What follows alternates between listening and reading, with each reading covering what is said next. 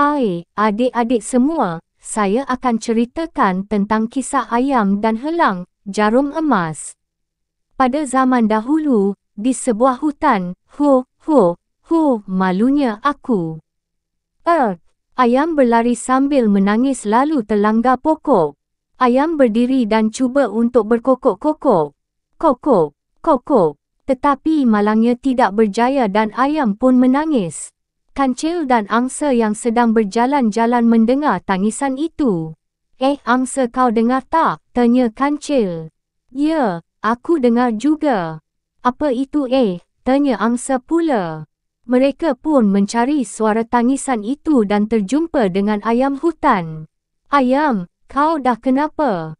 Tanya kancil. Yalah, kau dah kenapa ayam? Kenapa jerit? Tanya angsa pula. Lalu ayam pun menjawab sambil menangis, Kancil, angsa aku dah tak boleh berkokok. Apa dah jadi? Tanya kancil keheranan. Macam ni, ayam hutan memulakan cerita. Di sebuah perkampungan ayam, telah berlangsung sebuah pertandingan kokokan termerdu dan pertandingan tersebut disertai oleh ayam hutan dan ayam serama. Pertandingan kokokan termerdu dimulakan sekarang. Kata ayam Belanda dengan penuh semangat memulakan pertandingan.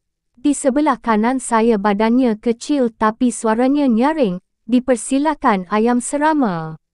Dan di sebelah kiri saya pula badannya gagah dan tinggi iaitu ayam hutan. Ayam Belanda memperkenalkan peserta pertandingan dengan penuh semangat. Suasana pertandingan begitu riuh dengan sorakan dari penonton yang tidak sabar untuk menyaksikan pertandingan. Pertandingan bermula. Ayam serama, silakan, kata ayam Belanda. Dengan penuh semangat ayam serama pun berkokok, kokok, kokok, kokok. Wah, penonton bersorak kegembiraan. Kini tibalah pula giliran peserta seterusnya iaitu ayam hutan. Ayam hutan macam mana? Boleh menang ke? Tanya ayam Belanda kepada ayam hutan dengan nada sindiran. Ayam hutan pun naik ke atas pentas dan berkokok. Kok, okey. Malangnya, suaranya serak dan sumbang. Mendengar kokokan itu penonton semua mengejeknya. Ayam hutan. Suasana kecoh seketika. Tetapi ayam hutan tidak berputus asa dan mencuba sekali lagi untuk berkokok. Kokok. Ayam hutan berjaya berkokok dengan kuat dan merdu sekali. Wah, yeay. Penonton bersorak kegirangan. Ayam hutan pun dinobatkan sebagai raja kokokan termerdu di kampung mereka. Setiap petang, ayam hutan akan menghiburkan ayam-ayam yang lain dengan kokokannya yang merdu itu. Semua kegembiraan dan terpukau mendengarnya termasuklah seekor anak ayam yang masih kecil. Anak ayam berjalan terkedek-kedek sambil memberikan cacing kepada ayam hutan. Nak apa? Tanya ayam hutan. Nak dengar suara boleh? Jawab anak ayam dengan nada teruja. Mendengar permintaan itu, membuatkan ayam hutan bangga diri. Oh, boleh, jawab ayam hutan. Kokok. Ayam hutan berkokok dengan penuh bangga. Anak ayam begitu teruja mendengar suara ayam hutan dan berkata, saya pun nak jadi macam awak juga suatu hari nanti. Semenjak hari itu, peminat ayam hutan semakin bertambah dan mereka sentiasa meminta ayam hutan untuk berkokok. Ayam hutan sentiasa memenuhi permintaan mereka. Tiba-tiba, pada suatu hari datang seekor ayam yang digelar Cik Adik Manis yang mahu berjumpa ayam hutan untuk mendengar suara merdu tersebut. Berkokok untuk saya boleh? Tanya Cik Adik Manis dengan lenggok manja. Boleh. Jawab ayam hutan dengan yakin dan mula berkokok. Okey. Ayam hutan menjadi gelisah kerana suaranya serak dan sumbang. Dia mencuba sekali lagi, kokok. Tetapi malangnya suaranya menjadi makin sumbang.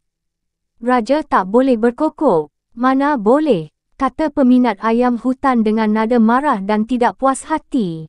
Keadaan sekeliling menjadi kecoh. Tiba-tiba terdengar satu suara kokokan yang sangat merdu dan ianya merupakan suara pesaingnya iaitu ayam serama. Inilah raja baru kita, jerit peminat ayam hutan tadi. Ayam hutan yang malu dan kecewa telah melarikan diri ke dalam hutan sambil menangis. Macam itulah ceritanya kancil, angsa, jawab ayam hutan. Macam tu, ujar kancil sambil mengangguk faham. Ayam hutan yang masih lagi bersedih tiba-tiba berkata, tolonglah aku kancil, angsa. Aku nak berkokok seperti dahulu, tolonglah. Tolonglah, tolonglah, rayu ayam hutan dengan bersungguh-sungguh. Jawab kancil dan angsa sambil memikirkan sesuatu. Kemudian, ayam, merdu sangat ke kau berkokok? Tanya angsa. Ayam hutan terkejut mendengar soalan dari angsa. Mestilah merdu. Kalau tidak, aku tak akan jadi raja. Bila aku berkokok semua haiwan terpegun mendengar suara aku. Jawab ayam hutan dengan bongkak. Itulah kau, bongkak. Suka menunjuk-nunjuk. Betul tak angsa? Kata kancil dengan tegasnya.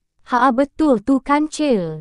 Bongkak. Makanan pun ayam lain yang carikan, pemalas.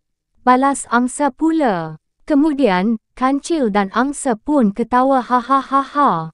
Sebenarnya, kancil dan angsa sengaja ingin mencabar kesabaran ayam hutan agar dia mendapatkan suaranya semula. Dah aku raja. Mereka kenalah layan aku. Jelas ayam hutan. Itu dulu, sekarang kau tidak boleh nak berkokok dah. Padan muka kau, ayam lain semua dah tak pedulikan kau, kata kancil kepada ayam hutan. Angsa, cuba kau buat sikit macam mana ayam berkokok tadi. Angsa pun membuat suara berkokok ayam hutan yang rosak. Lalu kancil dengan angsa pun mentertawakan ayam hutan. Ayam hutan berasa sangat marah sebab kancil dan angsa mentertawakan dia seolah-olah mengejek dia. Tiba-tiba dengan tidak disengajakan ayam hutan pun berkokok dengan mengeluarkan bunyi yang merdu. Suara aku dah kembali lah. Aku dah boleh berkokok seperti dululah. Ye, ujar ayam hutan dengan gembira. Dah cukup lah tu. Kau dah boleh berkokok kan? Jadi jaga suara kau tu baik-baik, jangan nak berlagak macam dulu pula. Ya, kancil angsa. Aku berjanji yang aku tidak akan lagi menunjuk-nunjuk dengan kelebihan aku ini. Terima kasih, kancil angsa, kata ayam hutan kepada kancil dan angsa. Lalu ayam hutan pun berlari dengan riangnya sambil berkokok. Pada suatu hari, semasa ayam dalam perjalanan pulang ke kampung, ada seekor burung helang yang sedang berehat di atas dahan pokok di mana ayam sedang mencari cacing untuk makan tengah harinya. Ayam berasa kecewa kerana gagal mendapatkan cacing untuk dimakan, lalu helang pun pergi melihat ayam dan bertanya kepada ayam. Ayam banyak ke kau dapat cacing hari ini? Tanya helang kepada ayam hutan. Ayam hutan pun menjawab sambil mengeluh, Haish, seekor pun aku tak dapat. Kesiannya dekat kau ayam, kau tak bosan ke asyik cari makanan dekat sini ayam? Tanya helang kepada ayam hutan. Lalu ayam pun bertanya helang. Habis tu aku nak cari dekat mana lagi? Jom, mari ikut aku tahu dekat mana lagi dapat cari makanan yang lebih sedap dan lazat, kata helang kepada ayam hutan. Helang, tapi aku mana boleh terbang macam kau, ujar ayam hutan dengan nada yang hampa. Oh, betul juga kan, kata helang. Tetapi aku hairanlah dengan kau helang, kenapa kau boleh terbang tetapi kenapa aku tak boleh? Padahal aku pun ada sayap macam kau tapi aku tak boleh terbang pun, tanya ayam hutan hairan kepada helang. Sebenarnya aku dulu pun tak boleh terbang juga, tetapi selepas aku jahit kepak aku ini dengan jarum emas, barulah aku boleh terbang macam sekarang, beritahu helang kepada ayam hutan. Wah, ujar ayam hutan dengan riak yang kagum. Setelah itu, ayam hutan terus memuji helang bahawa kepak helang begitu lebat dan cantik. Lalu, ayam hutan menanyakan helang sesuatu dengan suara yang menggigil. Helang, kalau aku, nak pinjam jarum emas kau tu boleh tak? Tanya ayam hutan dengan ketakutan. Lepas ni, bolehlah aku terbang tinggi macam kau helang, kata ayam hutan lagi kepada helang. Tapi, aku cuma ada satu je jarum emas ini, kalau hilang nanti bagaimana, kata helang kepada ayam hutan. Ayam hutan pun menjawab, alah, tentang itu kau tak perlu risaulah, aku akan jaga jarum emas kau tu baik-baik. Bolehlah, bolehlah, bolehlah, pujuk ayam hutan kepada helang. Ayam hutan menyebut dengan bunyi yang nyaring sehingga helang terpegun. Lalu, helang pun memberikan jarum emasnya kepada ayam. Esok petang, aku datang ambil balik jarum emas aku ini daripada kau ya ayam. Tapi, ingat, jaga baik-baik jarum emas aku ini. Jangan bagi hilang pula, kata helang dengan nada tegas kepada ayam hutan. Setelah ayam bersetuju dengan arahan helang, helang pun terbang ke langit. Lalu, ayam hutan pun berasa gembira kerana dapat memenuhi keinginannya untuk menjahit dan mendapatkan sayap yang lebat seperti helang yang boleh terbang ke sana ke sini dengan sayapnya. Inilah rupanya rahsia helang, ya. Hihihi, lepas ni, aku bolehlah terbang tinggi macam helang juga, kata ayam hutan di dalam hati dengan perasaan gembira. Ayam pun menjahit sayapnya itu. Setelah siap menjahit sayapnya, dia berasa bangga dan berangan-angan tinggi yang dirinya boleh terbang. Yay, aku dah boleh terbang lah, kata ayam hutan dengan nada yang sangat gembira. Setelah siap menjahit, ayam pun meletakkan jarum emas di mulutnya. Lalu dia pun bergerak dari tempatnya kerana dia tidak sabar untuk terbang dengan menggunakan sayap yang baru dijahitnya. Selepas itu, ayam hutan terbang juga akhirnya dengan perasaan gembira, lalu dia pun mengatakan, ya, aku dah boleh terbang. Aku dah boleh terbang. Tanpa disedari olehnya, jarum emas yang dia letakkan di mulutnya terjatuh dan tidak lama kemudian, ayam hutan pun jatuh kerana sayap yang dijahitnya belum lebat dan sesuai untuk terbang lagi. Lalu, ayam naik semula ke atas bukit dan berfikir kenapa dia masih tidak boleh terbang. Tak boleh jadi ni, aku kena jahit lagi ni sayap aku dan kali ni aku mesti jahit lebih lebat lagi dari sayap helang, kata ayam hutan dengan nada tidak berpuas hati. Mana jarum emas ni? Mana jarum tu jatuh? Di manakah jarum tu jatuh? Kata ayam hutan dengan nada gelisah. Setelah puas ayam hutan mencari di semua tempat, ayam hutan berasa berputus asa untuk mencari jarum emas itu. Lalu ayam hutan pun menjerit dengan sekuat hati, tidak kek. Ayam hutan pun bergegas mencari di kaki bukit, takut-takut jarum emas itu terjatuh di situ. Mana jarum emas ni? Hai, apalah nasib diri aku ni?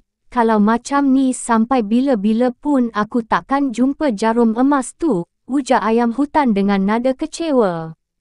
Setelah seharian mencari jarum emas yang hilang, ayam hutan berasa kecewa.